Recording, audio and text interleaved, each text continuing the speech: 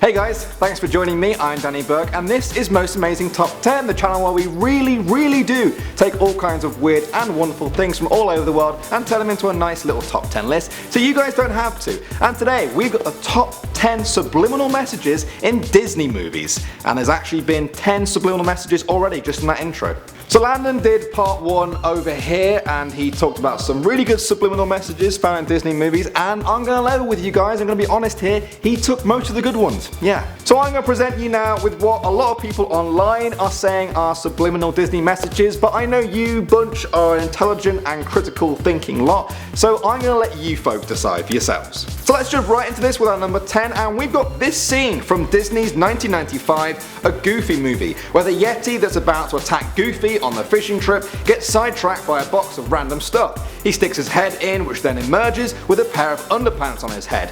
One eye is seen sticking out. He's a monster. A one-eyed monster? Get it? Hey, I'm just presenting them, okay? Let's just move on to our number 9. And we've got this scene from Cinderella where Gus and Jack the mice are trying to quickly collect up the beads onto Gus's tail before Lucifer the cat gets to them. We see 3 beads on the tail at the moment, but if you pause it right here, suddenly there's only 2, and we can judge by Gus's face where that third one went. It then reappears right after in the next frame. And if you don't feel like a small part of your childhood died with that, then I'm not doing my job properly.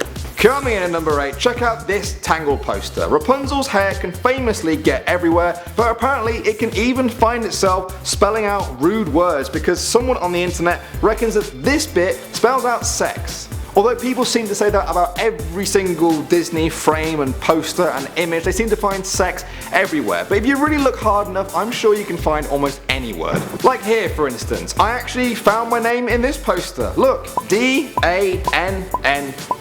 Illuminati confirmed, I am a Disney prince. At number 7, we've got Who Framed Roger Rabbit and a scene where Jessica Rabbit, the most overly sexualized cartoon character in history, is involved in a car crash. Some people claim that in the original release of the movie, we can see Jessica thrown from the car, and for just one frame, viewers can actually see up her skirt. This was said to be one of a number of not so subtle sexual references to Jessica thrown in there by the animators. A Disney executive actually responded to this by saying that people that notice this kind of stuff need to get a life. But what about people like me who present on it? Do I need to get a life? Probably actually. Coming in at number 6, we've got this scene from Bambi where Flower, Thumper and Bambi are walking through the woods when Flower gets distracted by a member of the opposite sex. They end up having a sneaky little kiss and Flower instantly fills up with blood and becomes hard and stiff. And if you guys don't know what that means, then you're probably not old enough to know what it means, so good. Halfway through now at number 5, we've got the movie Hercules and this scene where a centaur is falling from the sky and somebody must have accidentally paused it on this frame, and yeah, there's no prizes figuring out what that is. I don't think the animators are trying to brainwash us, but I do think they knew exactly what they were doing with this one. Bad animators, down animators. Coming in at number 4, we've got satanic symbols that have apparently cropped up in countless Disney movies over the years. Check these out. Some people think they are a symbol of Satanism and that Disney is trying to convert us all into some sort of satanic cult, but others just see random hand gestures that people are reading way too much into. Personally, I'm gonna say they're either reading way too much into it or Disney princesses just love to rock and roll, ain't nothing wrong with that. Let's go on to our number 3 now guys, and some people claim that the famous Let It Go song from Frozen is actually a subliminal message to young people who are struggling with their sexuality and encouraging them to come out and simply let it go.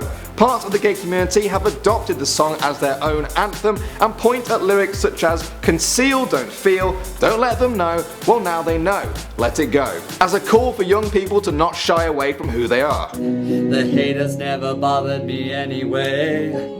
But if this actually was the intention of the songwriter, then it might be the first productive subliminal message I've ever heard of. But if you guys want to just get back to good old sexual innuendos, then fine, because our number 2 is from The Lion King. And it's this scene where Kiara is trying to catch falling fruit. She gets 1, she gets 2, but who can guess from her face where the third one lands? Is she looking shocked by something else, or did she just take a fruit to the private parts? Yes guys, these are the kind of questions that will probably keep future generations up at night, but not me.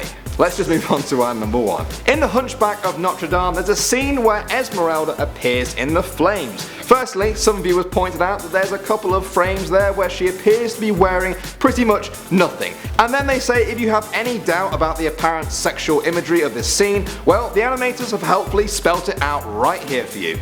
Alright guys, so there you have it. There's 10 of what some people claim to be apparent Disney subliminal messages. Maybe Disney are trying to brainwash us. Or maybe, just maybe, some people are reading a little bit too much into it and then people like me have to present it. Well guys, that's all we got time for. Let me know your thoughts on it either way. And also, if you haven't subscribed already, then please do subscribe so we can keep you up to date with our daily videos on this channel. In fact, 2 of them floating just over there. You want to give them a click. In the meantime, thanks for watching Most Amazing Top 10. My name's Danny Burke and I'll see you guys soon.